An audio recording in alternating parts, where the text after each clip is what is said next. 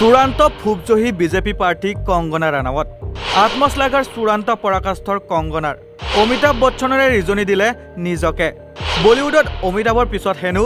তেওঁহে লাভ কৰিছে আটাইতকৈ বেছি সন্মান দেশৰ প্ৰতিটো কোণতে বোলে মানুহে তেওঁকে কৰে আদৰ আৰু সন্মান হিমাচল প্ৰদেশৰ মাণ্ডি লোকসভা সমষ্টিৰ বিজেপি প্ৰাৰ্থী তথা বলিউডৰ অভিনেত্ৰী কংগনা ৰাণাৱতে ইটোৰ পিছত সিটো আত্মশ্লাঘী মন্তব্যই সচেতন মহলক হাঁহি আৰু ৰসৰ খুৰুকা যোগাইছে নিৰ্বাচনী প্ৰচাৰ চলাবলৈ গৈ ফুবজহী কংগনাই জনতাৰ সন্মুখত উকালি দিছে আত্মশ্লাঘাৰ ভাণ্ডাৰ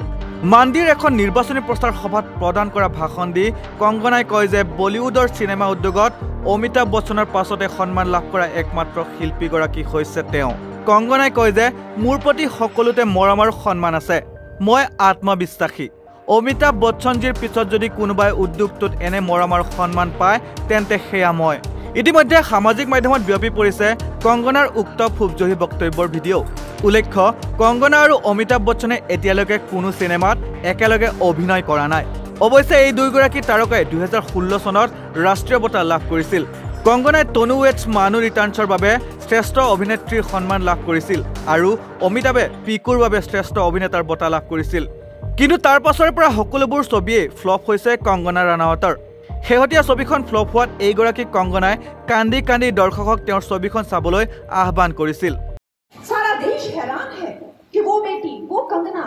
चाहे मैं राजस्थान चली जाऊं चाहे मैं बंगाल चली जाऊं चाहे मैं दिल्ली चली जाऊं चाहे मैं मणिपुर चली जाऊं ऐसा लगता है कि जैसे मानो इतना प्यार इतना सम्मान शायद मैं दावे से कह सकती हूं अगर अमिताभ बच्चन जी के बाद आज किसी को इंडस्ट्री में मिलता है तो वो मुझे मिलता है ইমানেই নহয় কংগনাই প্ৰধানমন্ত্ৰী নৰেন্দ্ৰ মোদীয়ে বিশ্বক তৃতীয় বিশ্বযুদ্ধৰ পৰা ৰক্ষা কৰা বুলি অদ্ভুত আৰু জ্ঞানহীন মন্তব্য দিছে প্ৰধানমন্ত্ৰী নৰেন্দ্ৰ মোদীক তৈলমৰ্দন কৰিবলৈ গৈ কংগনাই কয় যে প্ৰধানমন্ত্ৰী মোদীৰ বাবেহে এতিয়াও তৃতীয় বিশ্বযুদ্ধ হোৱা নাই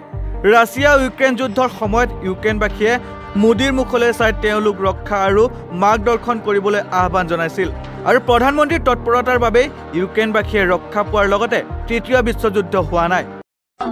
पुतिन से लेके यूक्रेन वाले उनके चेहरे पे देखते रहते हैं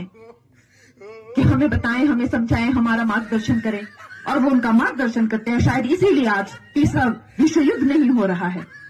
वो खुलकर बोलते हैं इस पक्ष में कि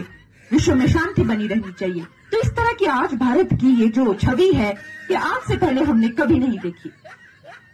तो क्या हमें